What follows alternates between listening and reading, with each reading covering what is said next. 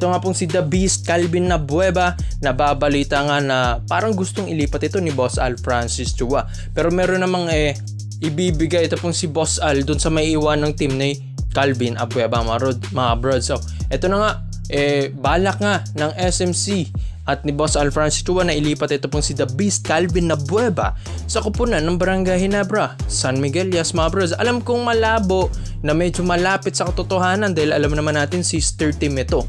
Pero medyo malabo nga dahil alam naman natin parang naging franchise player na isa na sa mga face ng Magnolia. Ito pong si The Beast, Calvin Abueva mga bros. Pero alam naman natin si Boss Al Francis Chua, kapag gusto niyang mailipat ang isa sa mga kupunan niya or isa sa mga players niya, talaga maililipat ka via 3-team trade mga kabrods.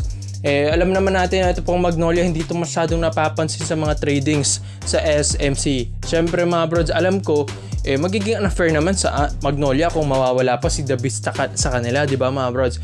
Pero ito na nga ang gagawin ni Boss Al Francis Chua, bibigyan niya ng dalawang big man ito pong Magnolia, kung saan yan ang isa sa mga kulang nila. Dalawang big man kapalit ni Calvin Abueva. Hindi pa alam kung sinong big man ang tinutukoy dito ni Boss Al mga brods. Pero syempre, ayon din sa mga reports natin, 50-50 ito pong plano ni Boss Al. Pero ito pong si Calvin Abueva kasi isa ito sa mga parang missing piece ng Barangay Ginebra San Miguel.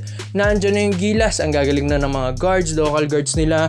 Nandyan na ang kanilang super import na si Justin Brownlee. May ikling balita nga, Clarkson ang maglalaro sa FIBA World Cup. So si Brownlee, kung ako nagkakamali sa Southeast Asian Games siya maglalaro. Suot-suot ang gilas jersey at meron din silang mga wingman dyan sa Barangay Ginebra San Miguel na sina Jamie Malonzo mga brods. At may mga maayos din silang sentro na katulad ni na Japet Aguilar and Christian Stonander. Isa nga sa mga missing piece nila. Ito pong si Calvin Abueva. Bakit mga brods? Yung gilas sa forward position ng Barangay Ginebra San Miguel yan ang isa sa mga nakukulangan. Ito pong Ginebra. Dahil syempre ang gigilas na ng guards sina Scottie Thompson, ang sisipag na sa ilalim ni na Ston Hardinger, ni na Japet Aguilar. Pero pagdating nga sa depensa sa forwards mga brods, medyo hirap. Yan ang napapansin ko. Medyo hirap sina Jeremiah Gray, sina Jamie Malonzo. Kailangan nila ng isang import stopper na katulad ni Calvin Abueva. Tapos mga brods, isang gilas na forward para sa kanila. So hindi naman natin sinasabi na mahihina yung mga forwards ng Ginebra. Pero mga brods ito pong si Calvin Abueva, iba kasi ito. Mahahawa niya yung mga teammates niya. Mga kabrods, isa pa dito, hindi naman ito babansagang The Beast kung hindi ito physical player at nakikipagpalitan ng mukha sa mga imports mga brods. Maski Commissioner's Cup pa yan mga brods. Maski nga Terrence Jones na 6'9", kayang birahin ni Calvin Abueva that time sa TNT as TNT import. Ito bang si Terrence Jones, diba, kung natatandaan nyo? Pero ito bang si Calvin Abueva, kahit sino ang harap mo dito, talagang hindi niya atrasan yan mga brods.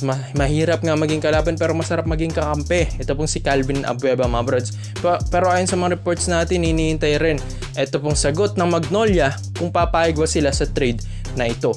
Kung mawala man si Abueva sa kanila, meron naman silang dalawang big man na magigiting na player. Pero iba pa rin ang The Beast mga brods. Pero kung itong si The Beast mapunta sa Barangay Ginebra San Miguel, mga brods, mas mapapadali na siguro ang kampyonato para sa kanila. Ikaw mga brods, tingin nyo ba The Beast Calvin Abueva, babagay ba ito sa Barangay Ginebra San Miguel? Komento mo lang ang opinion mo dyan mga brods at iisa-isayin natin yan. Salamat po sa panonood mga brods at this is Overrated Highlights. Yun lang, I'm out. Yeah, she's got some nice long hair, and you know that she's a bad chick. All the boys stare, can't help it, it's a habit. Clothes that she wears, short skirt and a jacket. I just